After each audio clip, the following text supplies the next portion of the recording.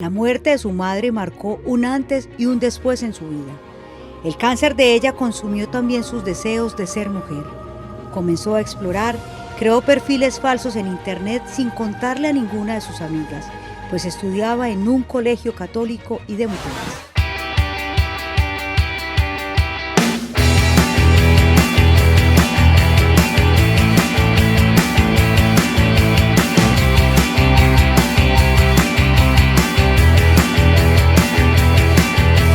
Hola chicos, ¿qué tal? Soy David Leal y hoy les quiero hablar de una entrevista que me hicieron en un canal local que imagino ya todos se vieron.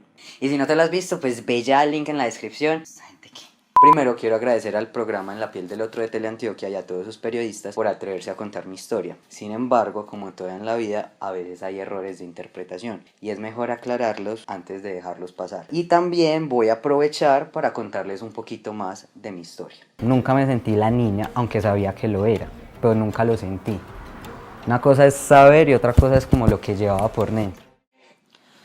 Bueno, sobre este clip quiero como ampliar la información que se dijo. Y es que sí, o sea, yo cuando estaba pequeño, o sea, sabía que físicamente era una mujer, pero como que por dentro no sintetizaba la información. Era como que me sentía como una especie de agénero, como que no sentía que iba para niña ni para niño. No tenía como las palabras exactas para decir desde los 5 años, hey, es que soy un niño, hey, soy David, no soy Valentina, soy David. Pues por ese lado quería como enfatizar, como explicar esa parte y bueno, sigamos viendo el otro. El último intento de David por asumirse como mujer fue cuando celebró sus 15 años al lado de sus amigas.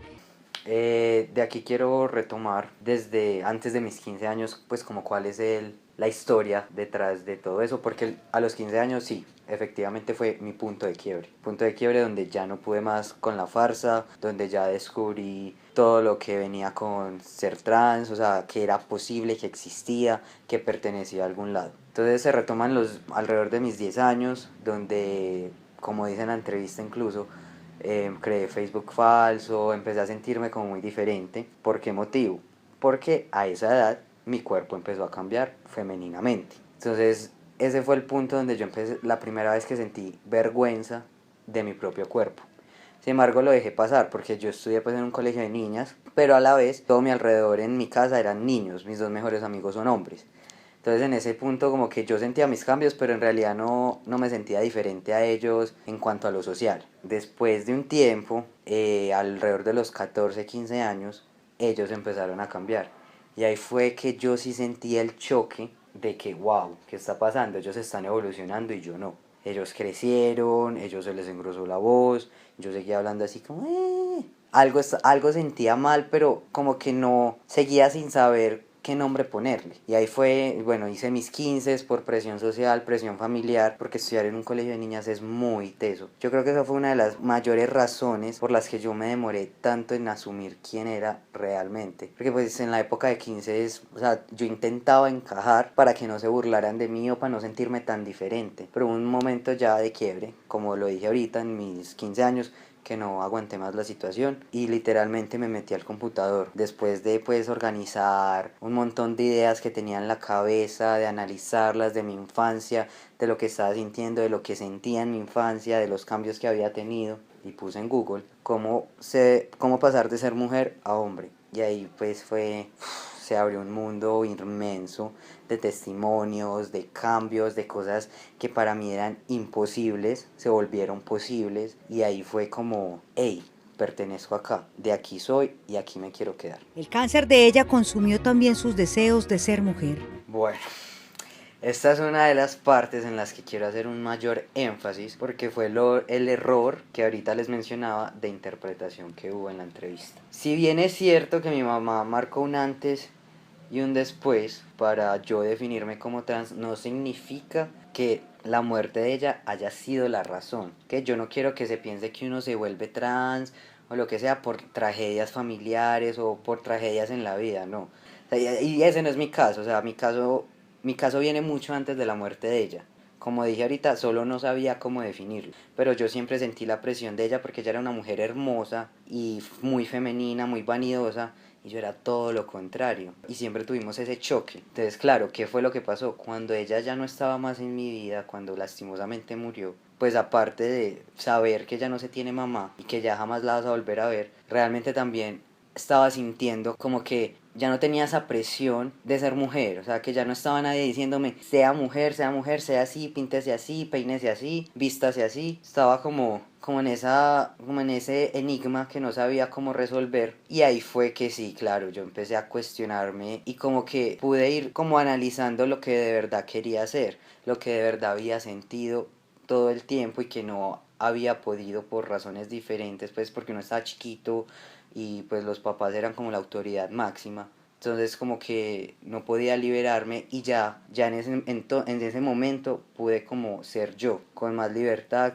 Me empezaba a decir que me soltara el pelo, pues empezó como con ese cambio en su choque obviamente de entender qué estaba pasando. Todos cometemos errores. Bueno, esta parte realmente lo que estaba yo narrando fue dicha por mi papá, fue lo que vi con mi papá cuando se enteró como de todo el tema, porque mi mamá ya estaba pues muerta para ese entonces.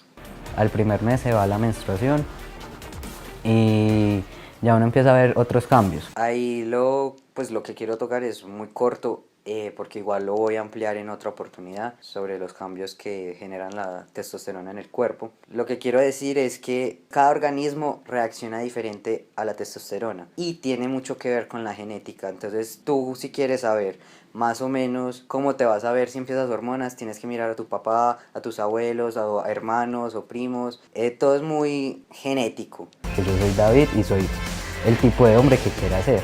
Esa es mi filosofía. Quería como hacer más que una invitación, porque yo entiendo que como chicos trans tenemos una presión social doble, o sea, como que, ok, si decidimos ser hombres, decidimos, entonces tenemos que actuar lo más masculino posible, y lastimosamente el término o la definición de masculinidad está totalmente pues equivocada o extremista, por decirlo así, porque quieren como suprimir del todo el lado femenino cuando todos, hombres, hombres trans, mujeres trans, tenemos de los dos. Entonces yo lo que invitaba a hacer era como que cada quien puede ser el tipo de hombre que quiera ser, pero yo los quiero invitar a que asuman con orgullo la parte femenina que se les dio por naturaleza, que no hay que esconderla, que no importa. Por ejemplo, a mí, en mi caso, mi papá me decía como que, ay, es que usted no es un hombre porque usted tiene una esencia como de mujer.